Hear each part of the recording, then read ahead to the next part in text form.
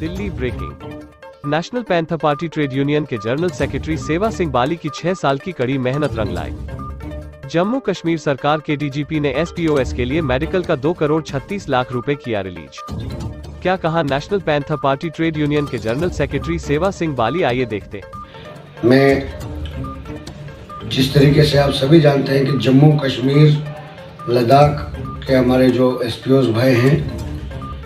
उनके बारे में जिस तरीके से हम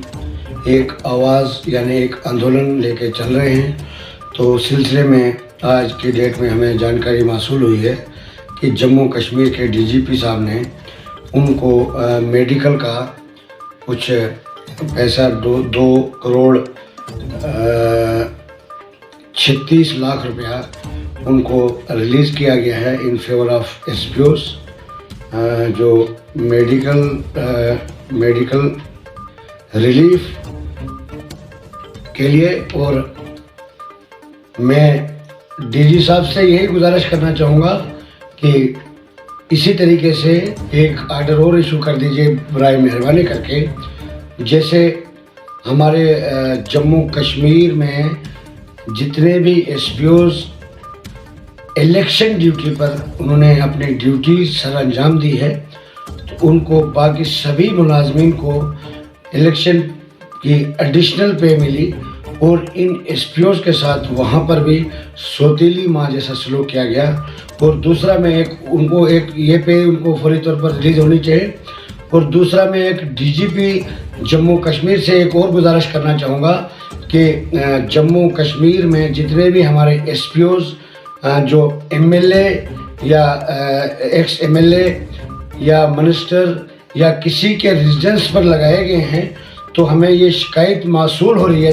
हर रोज़ कि उनको वहाँ पर जो उनसे काम करवाया जा रहा है, जो कि एक बेल्ट फोर्स के किसी भी एम्प्लॉइज़ के लिए ठीक नहीं है। तो मैं डीजीपी साहब से गुजारिश करूँगा कि जो रेजिडेंस पे सिक्योरिटी के नाम पे जो पीएसओज हैं, एसपीओज लगाए हुए हैं, जहाँ भी वीआईपी के साथ वो रहें, मगर जो घरों में लगाए गए हैं 2-2, 3-3, 4-4 एसपीओज,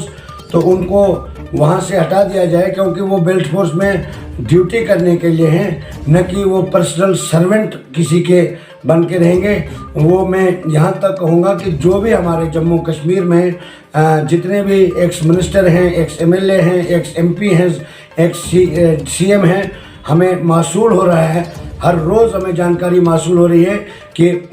उनके घरों में 4-4, 5-5 एसपीओज जो हैं वो तैनात किए गए हैं और उनको घर का पूरा काम जो है करवाया जा रहा है, जो कि वायलेशन है एक एम्प्लॉइज़ का। और एक एम्प्लॉइज़ जो है वो बेल्ट फोर्स में नौकरी करने के लिए आया है, न कि किसी के पर्सनल काम के लिए और न कि किसी के घर में काम करने के लिए। ये भी मेरे हिसाब से डीजी साहब को चाहे कि वो एक ज़ाती तवज्जो दे और फौरी तौर पर एक आर्डर इशू कर दे कि जिसमें जितने भी एसपीओज किसी भी मंत्री या किसी भी ex MLA, ex minister, ex chief minister, कोई ब्यूरोक्रेट, कोई भी एक्स जो है जिनके घर में एसपीओज लगाए गए, उनको फौरी तौर पर वहाँ से हटा दिया जाए, ताकि वो अपनी ड्यूटी सरअंजाम दे सके, जिसके लिए उनको भर्ती किया गया है। किसी के घर में बर्तन धोने के लिए या किसी के घर का काम करने के लिए या किसी के घर के रोटी बनाने के लिए या किसी के घर में काम करने के लिए एसपीओज नहीं लगाए गए हैं जम्मू कश्मीर में। डीजी साहब से जिस तरीके से डीजी साहब आजकल एसपीओज के मुतल्लिक या जम्मू कश्मीर में जो पुलिस एम्प्लॉइज़ हैं उनके मुतल्लिक उनका जो हर रोज़ उनके साथ एक नरमी बरती जा रही है और पॉलिसी को इम्प्लीमेंट किया जा रहा है, जिसमें यूनिफॉर्म का पैसा रिलीज़ किया गया। और आज हमें जानकारी मिली है कि मेडिकल क्लेम, मेडिकल रिलीफ भी उनके फेवर में 2.36 करोड़ जो है वो भी रिलीज़ किया गया। और हम ये उम्मीद करते हैं कि डीजी साहब को चाहे कि एक तो उनकी इलेक्शन की सैलरी भी उनके हक में रिलीज़ की जाए, और साथ में जितने भी एसपीओज किसी भी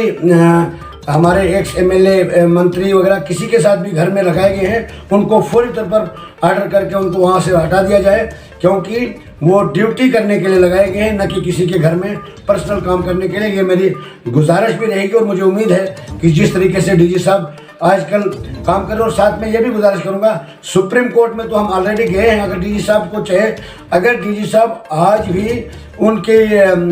जो पॉलिसी के लिए या उनको परमानेंट करने के लिए रिकमेंड करते हैं, तो हम भी यहाँ पर होम मिनिस्ट्री में, मैं दिल्ली में बैठा हूँ, खुद बैठा हूँ, मैं यहाँ पर जो हमारे प्राइम मिनिस्टर के भाई साहब है प्रहलाद मोदी साहब, मैं उनसे पर्सनली मिला हूँ और काफ़ी हमारी बातचीत, और काफ़ी मिनिस्टरों से मेरी बातचीत हो रही है, दिन ब दिन बातचीत हो रही है, कहीं दिग्गज नेताओं से मेरी बातचीत हो रही है। और मुझे उम्मीद है कि डीजी साहब को चाहे, अगर वो वहाँ से ऑलरेडी होम डिपार्टमेंट ने उनको डायरेक्शन दी है कि आप पॉलिसी के लिए या जो भी आपको लगता है कि एसपीओ को मिलना चाहिए, वो वहाँ से रिकमेंड तो कर दें। मैं डीजी साहब को ये भरोसा दिलाना चाहता हूँ कि हम यहाँ पर बैठे हैं, हमसे जो सपोर्ट हो सके तो हम भी करेंगे, ताकि जम्मू कश्मीर लद्दाख के हमारे एसपीओ को वो हक मिल सके जिसके वो हकदार हैं। और एक तरह और गुजारिश करना चाहूँगा डीजीपी साहब से, जो भी हमारे जम्मू कश्मीर में मिलिटेंसी की थ्रेट की वजह से एसपीओज डिसएंगेज किए गए हैं, उनको फौरी तौर पर, जो डिसएंगेज एसपीओज हैं उनको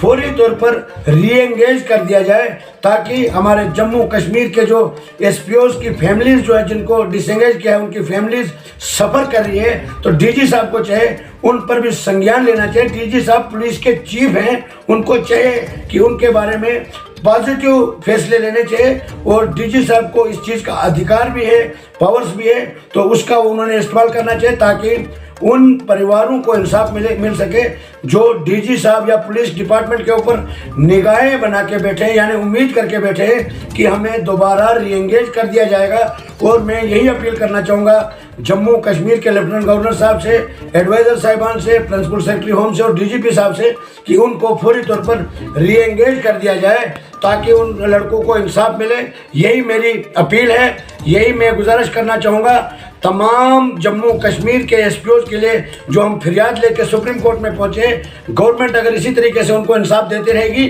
तो हम गवर्नमेंट का भी धन्यवाद करेंगे, और सुप्रीम कोर्ट में जाने का हमारा यही मकसद है कि इन लोगों के साथ ज्यादती हुई, तभी हमने सुप्रीम कोर्ट में हम गए हैं। तो इसलिए मैं चाहता हूं कि इनको इसी तरीके से इनके साथ इंसाफ किया जाए, ताकि ये मजीद सफ़र न करें।